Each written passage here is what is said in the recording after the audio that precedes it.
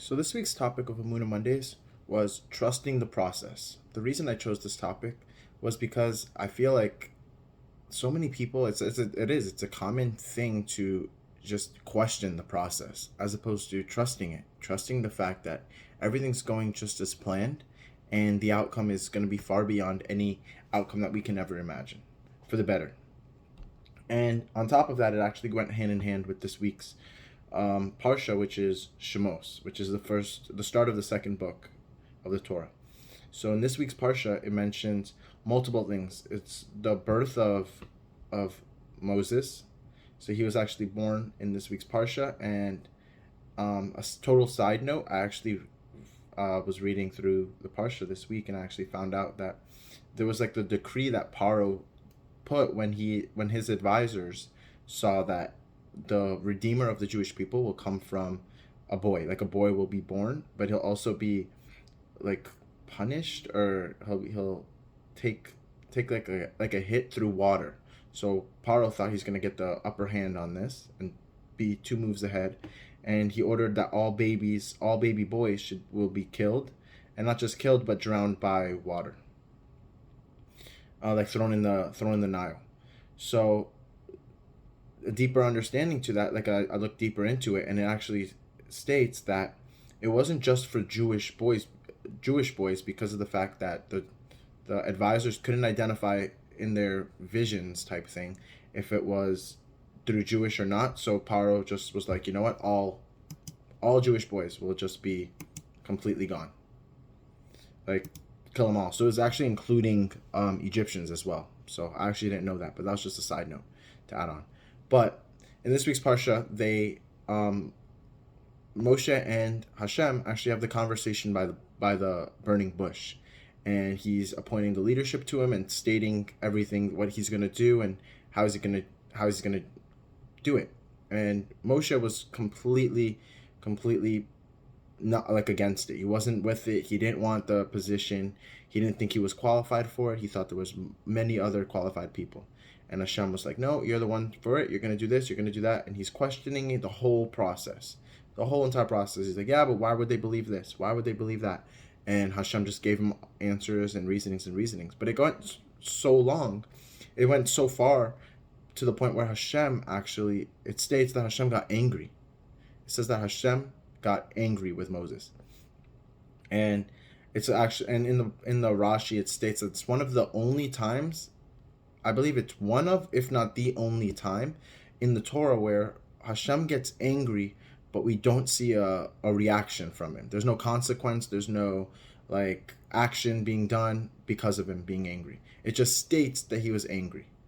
And I feel like there's a lot of lessons to be learned from that. And one of them being that Hashem got frustrated with Moses and got angry with him because of the fact he's pushing back and forth. But we see that there was no action from it.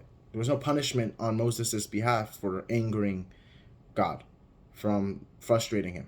And I feel like that's a lesson to know that when you're frustrated in life, there's nothing wrong with it. There's nothing bad about it. It appears as a negative thing, like, oh, I'm frustrated, but you're not getting punished because you're frustrated. Hashem understands frustration. And like the proof we can see is even in this week's parsha, he was frustrated with Moses, but we don't see a reaction from him. We don't see a punishment because Moses made him frustrated that he's going to get punished. There was no punishment. Why? And I feel like the reason for that is because it's completely normal. Hashem understands frustration. He wants frustration. And to the point where he's even expressing it and showing that it's completely fine and there's no punishment for it.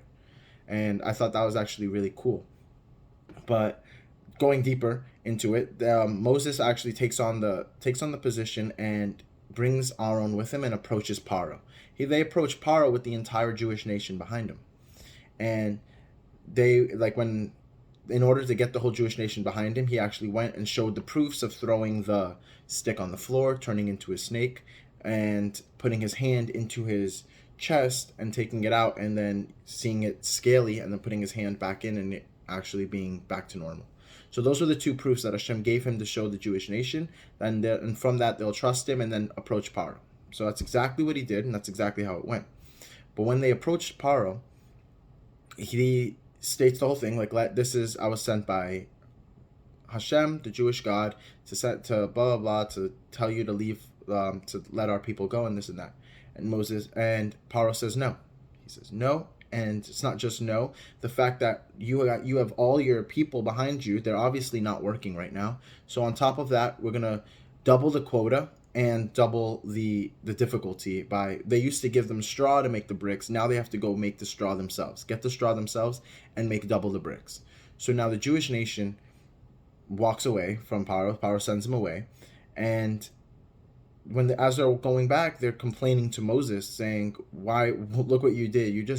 We trusted you, and it's not even that you got us free. You made our work double. You doubled our quota and doubled our labor." And it's just that they got mad. They got like disappointed with Moses. Like, what the heck? We put all our faith in you, and you let us down. And then, so what does Moshe do? Moshe goes to Hashem, goes back to Hashem, says, "I did everything you just said. It didn't work out, and now the Jewish nation on top of that does like they hate me."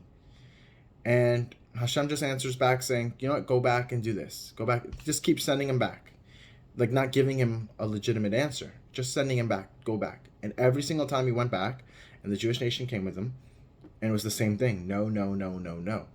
And there's a lot of lessons to be learned from this, and one of the key ones was the fact that it was the process. It states, why does Moses have to keep going there? And if Hashem, like, if they knew that it wasn't going to work out, why did he keep sending him there just to get the Jewish nation's hopes up? And I feel like in life, you're gonna have your hopes get up. You're gonna be like, oh, this is finally gonna work out. This is gonna work out, and it's not gonna work out. You're gonna be heartbroken, and every single time that's gonna happen, it's a building process. You're growing from it. And I remember personally in my accident, I remember when I had to do a fundraiser. All I wanted was my surgery. This, that, all these things was pushed off. This and that. All of a sudden, they finally said, you know what? It's gonna be this amount of money. And I was like, all right, fine. I started a fundraiser. I did my part.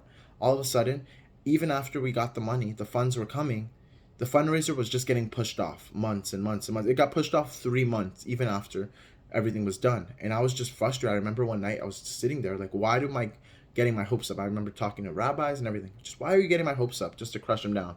Like, I'd rather just tell me my fate now and not get my hopes up.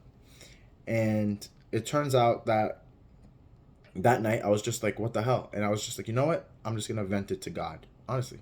Like, God, I did everything I can do. I opened the fundraiser. I made the phone calls. We even got the money. And now it's out of my control. And if it's meant to be that I'll walk again, you'll figure it out. But I did my part and I'm done. I'm going to take a step back. And God, you figure it out. Like, I thought we were going to go at the same pace, but obviously you had different plans. I felt like I was ahead of God. Like, I did my part before God did his, and to the point where I'm going to wait until God does his part. And that's exactly what I did. I just took a step back, and the very next day I got the phone call that started the whole snowball effect to actually getting my surgery done. And that just shows, like, you're going to get your hopes up. But as long as you actually hold it, you can get them crushed, but you're never losing the faith. It's all a building process. It's a growth.